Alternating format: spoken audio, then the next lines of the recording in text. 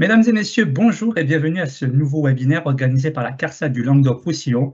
Retraite et handicap, c'est notre thème du jour. Vous allez connaître tous les tenants et aboutissants pour les départs en retraite suite à des problèmes de santé. Nous allons d'ici quelques instants retrouver Régis qui s'échauffe la voix en coulisses. Mais tout d'abord, nous allons voir ensemble, pour commencer, les consignes du webinaire. Alors, pour commencer donc, comme vous le savez, vous pouvez poser vos questions générales liées à notre sujet du jour. Nos modérateurs sont là pour y répondre. Ne communiquez pas de données personnelles sur le chat, pas de numéro de sécurité sociale ni numéro de dossier. Bien entendu, vous pourrez retrouver d'ici quelques jours sur notre chaîne YouTube CARSAT Languedoc-Roussillon le replay de ce webinaire. Pour plus d'informations, vous pouvez également vous connecter directement via votre espace personnel en utilisant poser une question à un conseiller. Nous sommes là pour y répondre donc via le site www.l'assurance-retraite.fr. Et tout de suite, nous retrouvons un tonnerre d'applaudissements derrière vos écrans, notre expert retraite, Régis Martineau. Bonjour Alexis, bonjour à tous et à toutes et ravi de vous retrouver cet après-midi pour cette conférence en ligne relative à la retraite et au handicap. Alors comme à notre habitude, je vous présente un sommaire que nous avons concocté pour vous. Une introduction rapide, la notion de handicap à définir et à rappeler. Une première partie, la préparation de la retraite dans le cadre des problèmes de santé, avec la création d'un espace personnel et la consultation de sa carrière. Et nous verrons, deuxièmement, l'examen des différentes possibilités de départ. Deuxième grande partie sera consacrée donc à la demande de retraite dans le cadre de problèmes de santé. Une demande à réaliser dans les 5 mois de l'âge défini et une demande qui sera obtenue au taux maximum de 50% de la moyenne des 25 meilleures années revalorisées. Vous avez le programme, nous sommes partis pour cette conférence de la CARSAT Languedoc-Roussillon. La notion de handicap d'abord. L'inaptitude au travail, le handicap, la maladie peuvent avoir une incidence sur la carrière et donc sur la retraite qui pourrait s'envisager avant le nouvel âge légal issu de la réforme de 2023, rentrée en application au 1er septembre 2023. Nous verrons ces dispositifs qui permettront de définir cette notion d'inaptitude ou de handicap et qui engendreront une retraite à taux plein alors même que les trimestres exigés ne seront pas obtenus et qui permettront le départ à la date anticipée, puisque désormais l'inaptitude est considérée comme une carrière, une retraite anticipée. De nombreuses situations seront décrites à travers le handicap reconnu pendant une longue période d'activité. Je pense donc à la retraite anticipée pour les travailleurs handicapés. Le handicap issu d'une maladie professionnelle ou d'un accident du travail qui génère une incapacité permanente. Le handicap reconnu par la MDPH avec un versement d'une allocation adulte handicapé. L'inaptitude reconnue par la CPAM avec attribution d'une pension d'invalidité qui générera chez nous l'attribution d'une retraite dans ce cadre de l'inaptitude dès l'âge des 62 ans. L'inaptitude reconnue dans le cadre de la retraite lorsque le médecin conseil de la sécurité sociale, sur votre demande, aura admis cette reconnaissance de l'inaptitude. Nous rappellerons aussi que la prise en charge d'une personne handicapée, adulte ou enfant, peut permettre, dans certains cas précis, un départ dès l'âge des 65 ans, même si vous n'aviez pas les trimestres requis. La préparation de la retraite, d'abord, dans la problématique de santé. Plusieurs donc étapes dans cette préparation. La première, vous le savez, c'est la création de votre espace personnel sur www.l'assurance-retraite.fr. Si vous n'avez pas d'espace personnel, cela n'est pas gênant. Vous allez pouvoir utiliser France Connect, qui va vous demander de choisir l'un des comptes qui vous connaît déjà, des comptes publics, et normalement celui qui nous connaît parfaitement, c'est celui des impôts, impôts.gouv.fr. Et en cliquant donc sur cette vignette, vous allez rentrer les 13 chiffres fiscaux, le mot de passe, et vous parviendrez très vite sur votre espace de l'assurance retraite. Et nous avons changé l'infographie depuis cet été. Désormais, vos droits, vos démarches, votre retraite sont à votre disposition. Et vous avez deux qualités qui vous sont proposées. La qualité d'actif, c'est la vôtre aujourd'hui. Et vous allez pouvoir vous interroger et vous obtenir des réponses aux questions posées sur votre carrière, sur la préparation de la retraite, sur les démarches en ligne qui vous sont proposées pour mûrir et projeter la décision de départ. Lorsque vous serez vous-même retraité, vous aurez reçu le titre de retraite, mais ponctuellement, vous aurez peut-être besoin d'obtenir des aides, des conseils, des attestations de paiement et vous pourrez, avec le statut de retraité, aller sur votre espace personnel et récupérer ces informations sans avoir forcément à nous contacter par téléphone. Consultez votre relevé de carrière, vous le savez, lorsque vous avez créé votre espace personnel, vous êtes arrivé sur un parcours retraite, et ce parcours retraite, vous le savez mieux que moi, est jalonné d'étapes. Et vous avez 3 étapes importantes: suivre ma carrière, préparer ma retraite, demander ma retraite. Et à chaque étape de ce parcours, vous avez des vignettes blanches, des items qui vous sont proposés, et vous pourrez consulter notamment votre relevé de carrière et vous avez la possibilité, grâce à l'onglet Ma carrière, d'obtenir une frise chronologique qui vous donne en un seul coup d'œil l'état de votre carrière et qui vous alerte peut-être sur des périodes lacunaires ou des anomalies potentielles. Lorsque c'est vert, tout est bon. Toutes les périodes ont été enregistrées correctement. Parfait, pas d'interrogation à vous soumettre. Lorsque c'est, on va dire, orange, la période était complète. Vous n'avez peut-être pas obtenu la totalité des 4 trimestres.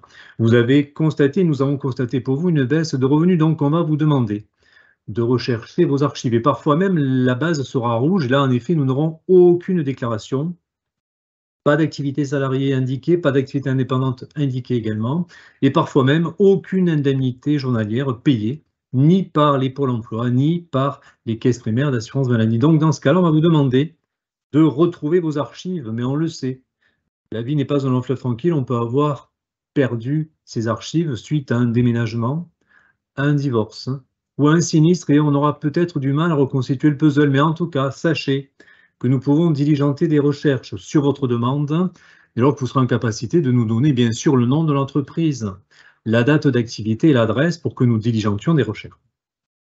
Concernant le fond du relevé, il n'a pas évolué, c'est toujours le même, mais nous avons ces codes couleurs qui vont nous aider dans l'appréciation de la carrière. Et nous avons donc l'activité qui est indiquée, l'activité salariée, l'activité non salariée. Nous avons des salaires bruts soumis à cotisation retraite que vous devrez regarder pour être certain que ces sommes sont effectivement les bonnes et qu'il n'y a pas eu mal donne lors de la déclaration des entreprises. Vous aurez aussi l'obligation de vérifier les périodes d'inactivité qui apparaissent, la maladie, la maternité, les accidents du travail, le chômage. Et vous le savez, ces périodes ne sont validées qu'en trimestre et non pas en revenus. C'est vraiment la distinction majeure des trimestres cotisés résultant d'une activité salariée ou non salariée et des trimestres assimilés résultant d'une interruption d'activité subie la plupart du temps, mais qui sera quand même génératrice de trimestres, mais qui ne compteront pas ces périodes-là dans le calcul de la moyenne des 25 meilleures années revalorisées. Grâce à l'onglet Mes droits, vous aurez la possibilité aussi de vérifier l'état de vos trimestres enregistrés au compte retraite, de vérifier donc les régimes qui vous ont concerné, les régimes de base, l'assurance retraite, notre régime qui est l'un des plus importants pour les salariés du privé bien sûr, mais vous aurez aussi peut-être comptabilisé des points au niveau de l'Agirc-Arrco et vous aurez aussi la possibilité de consulter un petit peu la situation qui est la vôtre auprès de ces retraites complémentaires. Nous parlons tout à l'heure de sommes qui permettaient donc de reporter des trimestres au compte, mais je voulais vous rappeler comment identifier sur votre bulletin de salaire les sommes qui permettent de voir en effet quelles sont celles qui doivent être contrôlées. Et là, je vous montre la ligne cotisation vieillesse plafonnée. J'insiste bien sur le terme plafonné puisque nous avons un plafond de la sécurité sociale, 3 666 € par mois brut. On ne peut pas cotiser au-delà de cette somme, et 43 992 annuels. Donc vous avez cette ligne, et vous constatez ici dans l'exemple envisagé avec vous que le brut est bien à 2 859. Et à l'époque, nous appliquions un taux de 6,65% pour obtenir une retenue tous les mois de 190 € pour l'assurance retraite. Donc imaginons que vous ayez constaté une anomalie. Vous serez donc invité à nous produire les 12 bulletins de salaire de l'année en question pour modifier la moyenne des 25 meilleures années, mais également peut-être pour aller rattraper des trimestres, puisque les trimestres ne sont pas fonction de la durée d'activité salariée ou non salariée sur l'année, mais du montant du revenu sur lequel vous avez cotisé. Donc j'attire votre attention sur la vérification précise de ces salaires, et la frise couleur va vous aider à identifier des baisses peut-être inopérantes de ces revenus. Concernant les trimestres, vous le savez, nous avons des trimestres cotisés résultant d'une contrepartie d'une activité salariée non salariée, contrepartie d'un paiement de cotisation. Et vous avez aussi, on l'a dit, des trimestres assimilés, avec la maladie, l'invalidité, l'accident du travail. On pourra aussi récupérer des trimestres pour les hommes ou parfois même les dames qui auraient effectué l'armée. Et nous aurons rattrapé des trimestres. Et nous pourrons même, pour les mamans, redonner des trimestres de majoration de durée d'assurance pour enfants, dès lors, en effet, que la maman ait eu le statut d'assurée sociale. Elle pourra récupérer 2 ans par enfant. On en reviendra dans quelques minutes. À côté de ces trimestres assimilés, ces trimestres cotisés, on peut avoir des trimestres équivalents qui correspondent à des périodes où vous avez été aide familiale, agricole, entre 18 et 21 ans, et avant la date de janvier 76. Aide familiale dans l'artisanat ou le commerce à partir de 18 ans, et antérieure aussi à des périodes du mois d'avril 83, puisqu'à partir d'avril 83, il existait un statut qui permettait de cotiser directement pour le régime en question et surtout le régime des indépendants. Parfois même, vous allez travailler à l'étranger et vous aurez la possibilité de récupérer des trimestres équivalents, parce que le pays dans lequel vous allez travailler peut-être n'a pas passé une convention avec la France, et nous récupérons malgré tout des périodes équivalentes pour considérer cette activité à l'étranger. Je vous précise, et ça c'est important, que quand vous avez eu donc la prise en compte d'un enfant handicapé ou l'accompagnement d'un adulte handicapé, vous pourrez obtenir des trimestres supplémentaires, et ça c'est intéressant, il faudra nous le signaler. Et dans certains cas aussi, votre retraite pourra être calculée au taux maximum dès les 65 ans, parce que vous aurez arrêté de travailler pour accompagner cet enfant handicapé ou cet adulte handicapé. Donc n'hésitez pas là aussi à nous faire part de ces situations. Alexis, je pense que vous avez peut-être une précision à nous apporter sur le handicap.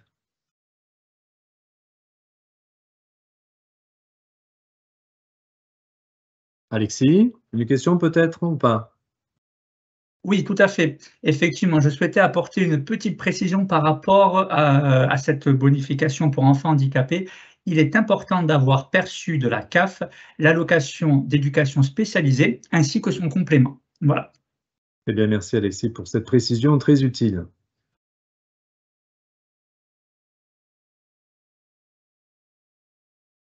Alors, des trimestres cotisés, nous en avons parlé tout à l'heure.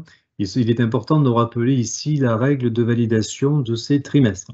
Ce sont les trimestres issus de votre activité professionnelle, et on l'a bien dit, ces trimestres sont fonction non pas de la durée d'activité, mais des montants sur lesquels vous avez cotisé. Je prends un exemple. En 2023, l'État nous demande et vous demande d'obtenir un montant égal à 1 690 € pour valider un trimestre cotisé. 6 762 € pour valider 4 trimestres. Donc, il faut vraiment vérifier vos salaires, puisque ces salaires bruts vont générer ces trimestres. Et parfois, on aura travaillé toute l'année et on n'aura pas la totalité des 4 trimestres. A contrario, parfois, on n'aura travaillé que 6 mois de l'année. Et vous aurez la possibilité de valider 4 trimestres cotisés. Et je pense souvent à nos apprentis qui ont effectué des heures importantes d'activité pendant 2 ans, 3 ans, à qui nous allons dire que la validation des trimestres n'a pas été réalisée parce que les sommes étaient trop faibles ou parce qu'il n'y avait pas l'obligation de cotiser pour le risque vieillesse. Alors, il y a des possibilités de racheter au titre des cotisations arriérées, mais il faut à ce moment-là nous poser la question et vérifier en effet si il est intéressant pour vous de racheter ces cotisations. Je parlais tout à l'heure de la possibilité pour les mamans d'obtenir la prise en compte du trimestre de majoration de durée d'assurance supplémentaire, qui sont aussi des trimestres assimilés, qui ne compteront pas pour une carrière longue, mais qui pourront permettre d'obtenir à l'âge légal nouveau la totalité des trimestres demandés, donc 4 trimestres pour la maternité ou l'adoption, 4 trimestres pour l'éducation. Je rappelle, donc ça fait donc 8 trimestres par enfant, 2 ans à rajouter pour le départ à la retraite à l'âge légal nouveau, Les papas n'auront pas droit à des trimestres, sauf s'ils me disaient en effet qu'ils ont été papas d'un enfant handicapé, s'ils ont adopté, ou s'ils ont été papas en 2010 et que madame a accepté de partager avec lui donc les 4 trimestres d'éducation. Hormis ces cas, ce sont les mamans qui récupèrent les trimestres pour enfants. Je rappelle, et là c'est un apport de la réforme, qu'une surcote pour certains parents nés à partir de 1964, ils pourront avoir donc 5% de surcote parce qu'ils ont été au moins avec un trimestre acquis en faveur de leur enfant au titre de la majoration de durée d'assurance, majoration de durée d'assurance pour enfants handicapés, au titre d'un congé parental. Mais la condition, bien sûr, c'est de justifier de la durée d'assurance requise en fonction de son année de naissance à la date du taux plein et des 63 ans. Donc les conditions sont là et on les verra arriver au fur et à mesure de l'évolution de nos générations. Examinons ensuite les différentes possibilités. Alors, si je pouvais juste me permettre, Oui, Régis, une petite remarque. Alexis. Oui, sur la diapositive d'avant, puisque c'est une J'y reviens. question. Voilà. Oui, c'est une question Celle-ci. qui, tout à fait, une question qui nous vient souvent des mamans dans le cadre effectivement des 4 trimestres maternité. On a souvent des mamans qui s'inquiètent d'avoir eu des jumeaux ou des triplés. Alors, je tenais juste à vous préciser, mesdames, qu'effectivement, dans ce cas-là, on parle d'un seul accouchement, mais il y a bien plusieurs naissances d'enfants. Donc, vous avez bien, dans ces cas-là, vos 4 trimestres multipliés par le nombre d'enfants à la naissance du jour même. Voilà, c'était tout, Régis. C'est bien légitime. Merci, Alexis. Alors, l'examen des différentes possibilités, nous allons les décliner les unes après les autres. D'abord, nous allons envisager la retraite anticipée pour handicap, la retraite pour incapacité permanente, la retraite pour invalidité, la retraite pour inaptitude et dans le cas où nous percevons l'allocation d'état handicapé, quels sont les droits qui nous sont proposés. Prenons d'abord la retraite anticipée pour travailleurs handicapés. Quelles sont donc les conditions? Il faut avoir au minimum 55 ans, avoir un nombre de trimestres minimum obtenu avec l'incapacité d'au moins 50% durant toute l'activité exercée et des conditions de durée d'assurance avec le handicap. Et c'est vrai que je rencontre souvent ces assurés lorsque je me rends dans les ESAT, dans lesquels les assurés sont rentrés à l'âge de 18 ans et en sortiront à la date donc des 72 ans, puisqu'ils continueront de partir à 62 ans ou même avant, s'ils envisageaient d'utiliser la procédure de départ anticipé au titre du handicap. Et je précise bien que dans ce cas-là, 9 mois avant la date de leurs 55 ans, s'ils le souhaitent, ces assurés qui pensent être dans les conditions de ce départ devront nous demander l'autorisation de ce départ et nous aurons quelques semaines pour répondre à cette demande. Et si nous validons le départ, ils pourront en effet quitter l'entreprise ou les AT dès l'âge des 55 ans, si c'est leur volonté, mais il n'y a aucune obligation, c'est eux qui auront la main en fonction de la décision qui aura été donnée par nos services. Et je prends l'exemple d'un quelqu'un qui est né en 1965, et on voit que s'il veut partir à 58 ans, on lui demandera d'obtenir 93 trimestres exercés avec le handicap à hauteur des 50% d'incapacité. Et si les conditions sont remplies, parfait, nous lui autoriserons le départ dans le cadre de son handicap. Alors, je rappelle que parfois, certains assurés ne possèdent plus les justificatifs qui permettent en effet d'envisager le taux d'incapacité et la réforme aussi prévoit la réunion d'une commission nationale de retraite pour les travailleurs handicapés et cette commission se réunira et vérifiera si les conditions sont là pour obtenir cette possibilité de partir de manière anticipée. Deuxième situation qui peut permettre aussi un départ anticipé, c'est l'incapacité permanente. Alors là, nous sommes face à quelqu'un qui a une rente maladie professionnelle et il faut distinguer deux situations. La rente est supérieure à 20%, le droit est ouvert dès la date des 60 ans et donc l'assuré devra effectuer cette demande 5 mois avant la date des 60 ans, mais nous y reviendrons. L'assuré a une rente d'incapacité inférieure à 20%. Dans ce cas-là, l'assuré pourra demander un départ 2 ans avant l'âge légal prévu, nouveau, et devra prouver que pendant au moins 5 années, il a été exposé à un risque professionnel. Et là aussi, une commission se réunira pour vérifier si les conditions sont remplies afin d'obtenir ce départ dans le cas de l'incapacité permanente. Parfois, l'assuré, vous êtes aussi, messieurs, dames, en invalidité. et vous allez pouvoir continuer à partir à 62 ans, puisque désormais, la retraite dans le cadre de l'invalidité, en tout cas de l'inaptitude, est une retraite anticipée.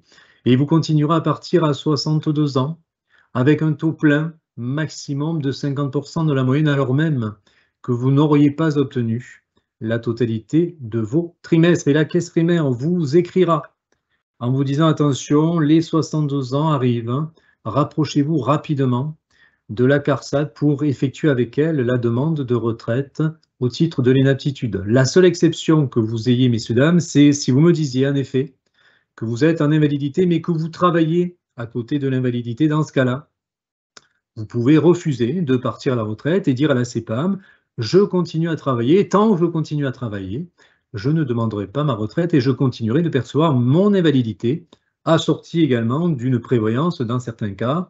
Et donc là aussi, vous aurez cette possibilité, mais parce que un contrat de travail est parallèle à la perception de l'invalidité. Parfois, vous ne percevez pas d'invalidité, vous n'avez pas d'allocation adulte handicapé et pour autant, vous êtes rendu chez votre médecin traitant qui vous a indiqué détecter une pathologie. Dans ce cas-là, vous aurez à l'esprit que vous pouvez solliciter la retraite dans le cadre de l'inaptitude au travail. Et vous nous contacterez 5 mois avant la date de vos 62 ans. Toujours pareil, 62 ans, ça reste la règle pour l'inaptitude. Et nous vous enverrons un dossier de retraite assorti d'un rapport médical bleu. Et ce rapport médical, vous allez le faire compléter par le médecin traitant. Et vous allez nous le renvoyer avec le dossier retraite, toujours pareil dans les 5 mois du départ. Nous allons garder à l'assurance retraite votre dossier et nous enverrons le rapport médical au médecin conseil de la sécurité sociale qui va vous convoquer, qui peut statuer sur pièce, mais souvent il vous convoquera. Et vous irez le rencontrer, plaider votre cause et parler de la problématique de santé. Si le médecin conseil de la sécurité sociale valide les dires du médecin traitant, vous pourrez obtenir de manière anticipée une retraite dans le cas de l'inaptitude, alors même que vous n'aviez pas les trimestres requis par la nouvelle législation. Parfois, vous me direz également percevoir une allocation adulte handicapé. Et dans ce cas-là, nous devons envisager 3 situations, puisque là aussi, vous continuerez de partir à 62 ans. Mais quels seront les effets sur le paiement de l'allocation adulte handicapé? Première situation, vous avez un handicap inférieur à 80% et vous avez des droits à la retraite possibles. Donc la règle, c'est que à la date des 62 ans, l'allocation adulte handicapé s'arrête. Et vous recevrez donc un courrier vous invitant à faire les démarches auprès de l'assurance retraite. Et vous pourrez même demander, si c'est nécessaire, une allocation de solidarité aux personnes âgées pour compenser la perte de l'allocation adulte handicapé. Deuxième situation, vous avez une incapacité supérieure à 80%.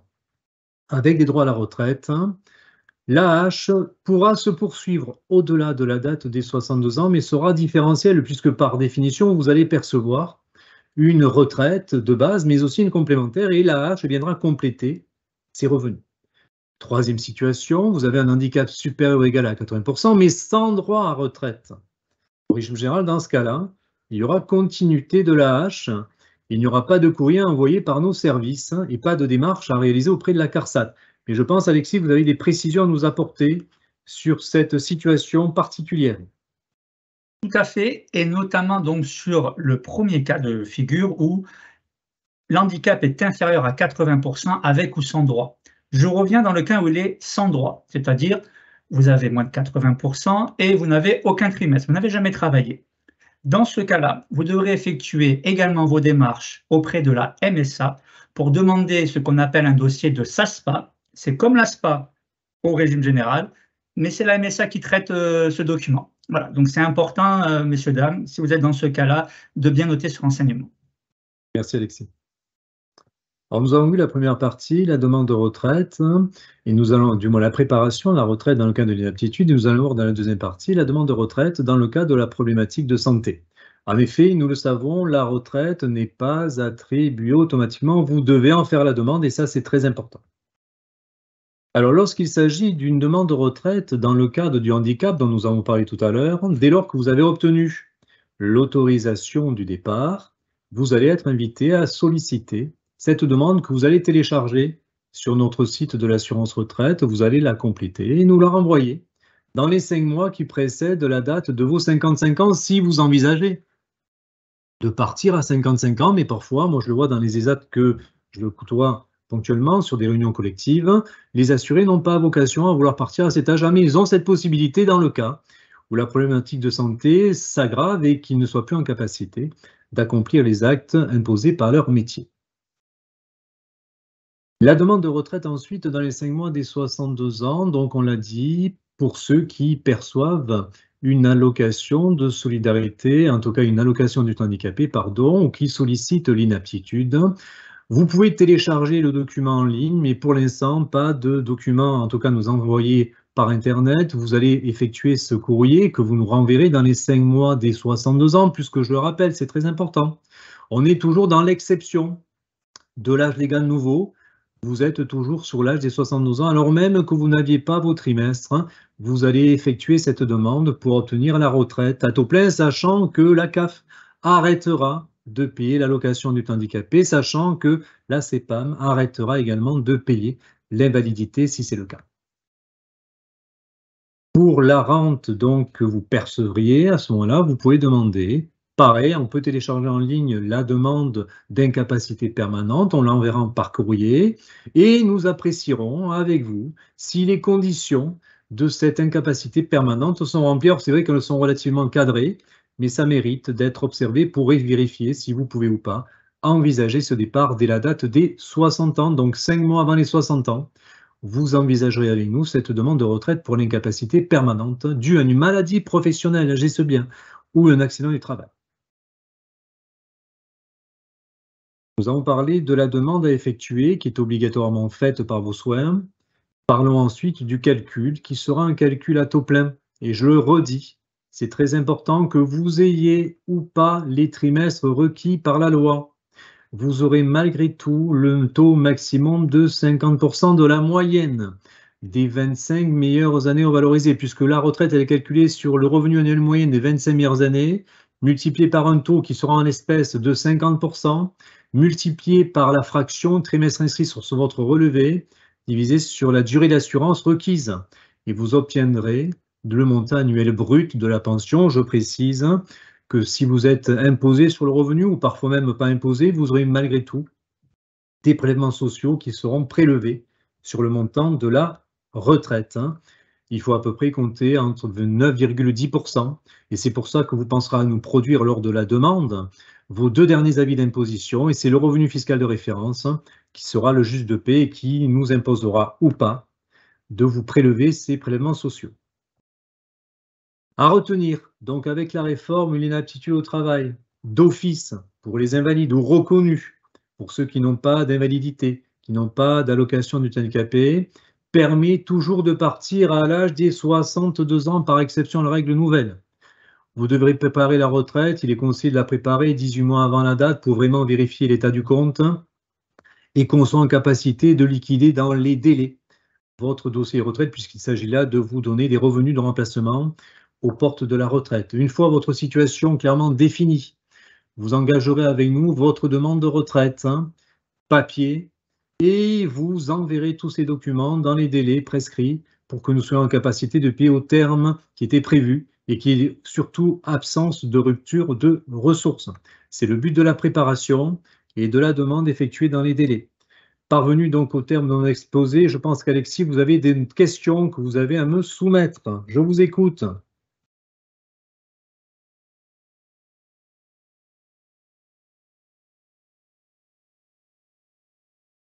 Alexis, peut-être des questions?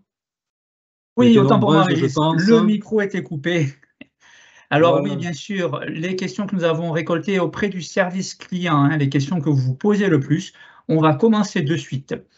Donc, pour la première question, un certificat médical de mon médecin traitant est-il suffisant pour la reconnaissance de l'inaptitude? Non, vous devez nous demander un dossier retraite dans le cadre de l'inaptitude au travail et nous vous enverrons un rapport médical bleu conforme à la législation qui doit être rempli par le médecin traitant. Aucun autre document ne sera admis. Et oui, merci Régis. Toujours faire un dossier retraite en parallèle. Question suivante. En invalidité à ce jour, à quel âge vais-je pouvoir partir? 62 ans par dérogation à la règle nouvelle parce que l'assuré est en invalidité et donc devra quitter l'invalidité pour demander sa retraite 5 mois avant la date des 62 ans. Merci Régis. Je travaille en ESAT. Dois-je partir à 55 ans? Non, c'est une possibilité. L'assuré peut demander l'autorisation, mais s'il n'a pas envie de partir à 55 ans, il ne partira pas. C'est simplement une information qu'on lui donnera au cas où son état de santé se dégrade et qu'il soit plus en capacité d'accomplir la tâche pour laquelle il est employé. Merci. Toujours une question sur l'ESAT. Je travaille en ESAT. Dois-je cesser mon activité pour percevoir ma retraite? Absolument pas. Il n'y a pas d'obligation de cesser l'activité puisque l'usager des aides n'est pas un salarié. Donc, juridiquement, il n'y a pas de cessation imposée. Donc, on peut tout à fait toucher sa retraite à l'âge qui sera demandé et continuer son activité au sein de l'ESAT. Merci Régis. Alors, j'ai le taux plein en régime général en raison de mon invalidité. Mais qu'en est-il pour la complémentaire? Pareil, la complémentaire appliquera a priori le même taux de liquidation, le taux plein au niveau du régime général, le taux plein au complémentaire également. Je conseille de vous rapprocher bien sûr des complémentaires, hein, c'est leur métier de vous répondre, mais a priori, il y aura un taux plein partout dans les deux régimes. Eh bien, c'est plutôt rassurant. Question suivante. J'ai une reconnaissance de travailleur handicapé. Est-ce suffisant pour partir en retraite? Non, ça ne sera pas suffisant. Par contre, ça permettra, 5 mois avant la date des 62 ans, de solliciter la retraite dans le cadre de l'inaptitude au travail avec la production du fameux rapport médical bleu. Et lorsque l'assuré sera reçu par le médecin conseil de la sécurité sociale, il pourra indiquer en effet qu'il est également titulaire de la reconnaissance de travailleur handicapé, mais qu'il ne perçoit pas pour autant une allocation du handicapé. Ça peut venir à l'appui, mais ça, c'est le médecin conseil qui, dans son pouvoir discrétionnaire, appréciera de l'opportunité de déclarer cet assuré inapte au travail. Merci Régis. Pour la question 7, l'incapacité permanente est-elle possible et à quel âge? Nous l'avons dit tout à l'heure, l'incapacité permanente peut être sollicitée dès les 60 ans. Et attention, il faut avoir une rente d'incapacité supérieure ou égale à 20%. Si on est en deçà des 20%, on sera obligé de se positionner 2 ans avant l'âge légal nouveau pour demander cette incapacité permanente. Et je rappelle à tous nos assurés qu'en allant sur votre espace personnel de l'assurance retraite et en allant simuler votre retraite, vous obtiendrez l'âge légal nouveau qui sera le vôtre et vous décompterez 2 ans avant cet âge pour aller peut-être solliciter l'incapacité permanente. Eh bien, alors, question suivante. Titulaire d'une AH, allocation adulte handicapé. À quel âge vais-je pouvoir partir? 62 ans, toujours pareil, par dérogation.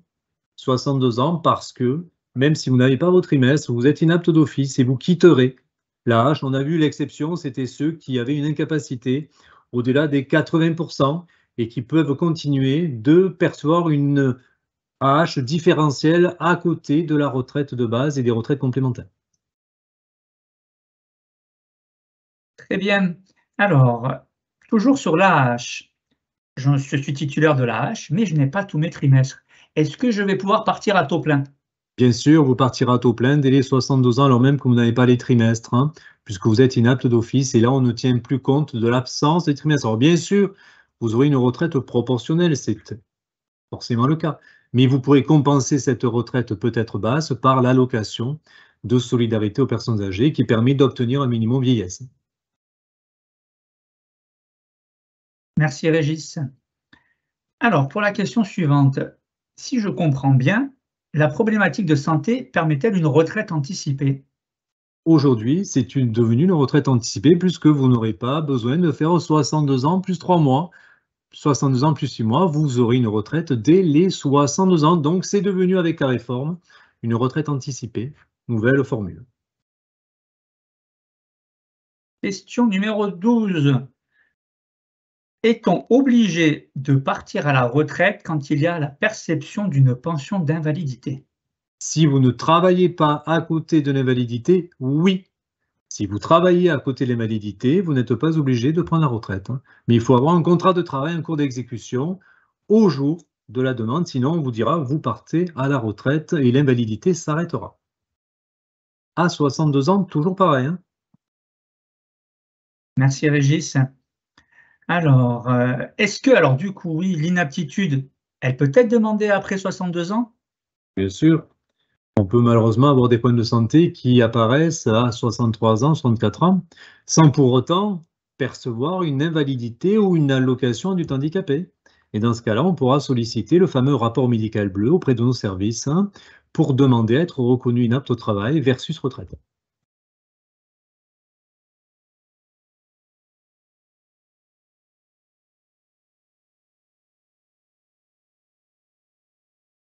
Autre question, Alexis? Oui, pour la question suivante qui nous est souvent posée. Alors, je n'ai pas encore l'âge légal, mais la médecine du travail m'a déclaré inapte à mon poste. Puis-je bénéficier d'une retraite anticipée? Ça sera la même chose, on pourra solliciter cette retraite 5 mois avant la date des 62 ans en demandant, avec le rapport médical bleu, la reconnaissance de l'inaptitude côté retraite, hein. Et si le médecin conseil de la Sécu valide les dires du médecin du travail qui a licencié pour inaptitude, il y aura possibilité de toucher la retraite dès l'âge des 62 ans par dérogation, en recul de l'âge légal qui s'est opéré depuis septembre 2023. On est d'accord, Régis, qu'avant 62 ans, pas de possibilité. Avant 62 ans, pas de possibilité, hormis la rente pour incapacité permanente, hein, d'accord? Ou la retraite au titre du handicap, quand on a travaillé au minimum 15 ans avec le handicap et que nous sommes en capacité de solliciter une retraite dans ce cas-là. Mais les cadres sont très précis et peu d'assurés rentrent dans ce modèle-là. Merci, Régis. Allez, avant-dernière question. Je suis reconnu inapte au travail par la fonction publique. Cela vaut-il automatiquement aussi pour le régime général? Pas du tout, vous êtes obligé de passer par la case reconnaissance de l'inaptitude au niveau du régime général. Donc 5 mois avant la date des 62 ans, vous effectuerez la demande dans le cas de l'inaptitude et vous nous demanderez ce fameux rapport médical. Et quand vous serez bien sûr reçu par le médecin conseil de la sécurité sociale, vous direz voilà, j'ai été reconnu inapte aussi côté fonction publique. Est-ce que ça ne peut pas marcher aussi côté partie privée? Et si c'est le cas, tant mieux. Vous obtiendrez par cette reconnaissance la possibilité de toucher la retraite dès l'âge des 62 ans. Du privé. Merci Régis. Eh bien, dernière question avant que vous puissiez aller prendre Allez. un repos bien mérité. Merci Alexis. Je risque d'avoir une très petite retraite car je touchais précédemment l'âge. Comment compenser cette perte financière? Vous avez la possibilité de solliciter l'allocation de solidarité aux personnes âgées, l'ASPA, pardon. J'insiste bien sur le terme d'allocation. Prestation non contributive pour laquelle vous n'avez pas cotisé, c'est la solidarité qui va venir vous aider. Très bien, il y a des conditions. Avoir 62 ans, en tout cas 65 ans ou 62 ans si vous êtes inapte au travail. Avoir des revenus faibles, 961 € par mois pour vivre si vous êtes seul, 1492 € par mois si vous êtes à deux. Résider en France au moins 9 mois de l'année, 270 jours. Si les conditions sont remplies, parfait. On vous attribuera cette allocation de solidarité, avec ensuite derrière des contrôles qui sont effectués sur la matérialité de la résidence, sur les ressources.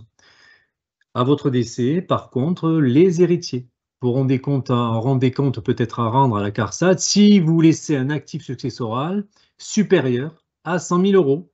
Et donc, en effet, dans ce cadre-là, le notaire viendra nous interroger et nous pourrons présenter le montant à rembourser, puisque c'était un prêt, oui, à taux zéro, mais c'était un prêt que nous avions effectué.